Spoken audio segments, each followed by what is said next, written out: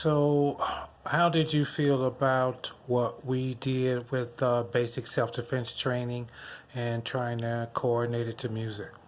That was interesting. That was a new technique that I've never been introduced to Okay, learn how to defend myself. okay. Did you feel it was practical? Very. Okay. Did you learn something? I did. I learned more than I thought I Okay. Did you see that it was not so much based on a whole lot of athleticism, would. okay?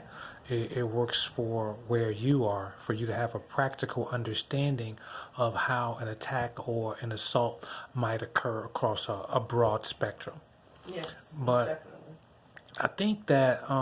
I think our viewers and our women in particular need to understand that vulnerability is something that we are born into. Most definitely.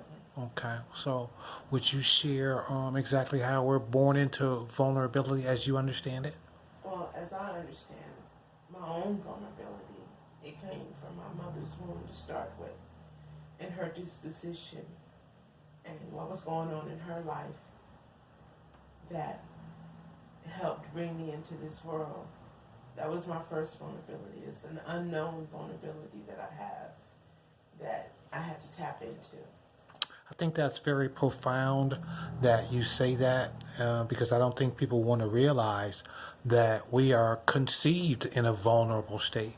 And our whole development is impacted by our host mothers Most and definitely. what's going on with them. And without her nurturing and her engaging when we're delivered by whatever methodology, we need her. So Well, at no time do we stop being vulnerable. we become vulnerable when we come down the birth canal and through her womb into this planet and smacked on our bottoms to make cry. That's a vulnerability right there that we don't even understand that we have. You may be afraid of the dark for no known reason. I know I used to be, but once I realized it was a vulnerability from all past experiences, known and unknown, did I understand that I could conquer my fear of the dark. You, because by proximity and experience, you can accept that all living beings have inescapable, fluid, complex vulnerability. Most definitely, I'm not the same person today that I was 4 years ago, 6 years ago, 2 years ago, 30 days ago.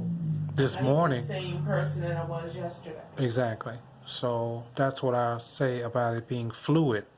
And somehow people think that there is some mystical or magical disposition that will allow them to escape vulnerability, and that's never going to happen. No, no, and no one's going to magically live inside your head's comfort zone. If you don't share your comfort zone, your vulnerabilities with other human beings, all relationships will be damaged. It will be hard to maintain a relationship to any certain length, in my personal opinion. Just from my own experiences, I used to be this loud woman, and even right in my own home, having a conversation with my husband, I had to be loud, and it was a defense mechanism that I couldn't understand. I didn't know why I was loud. I just knew that I was comfortable with being loud. You hear me, I'm loud.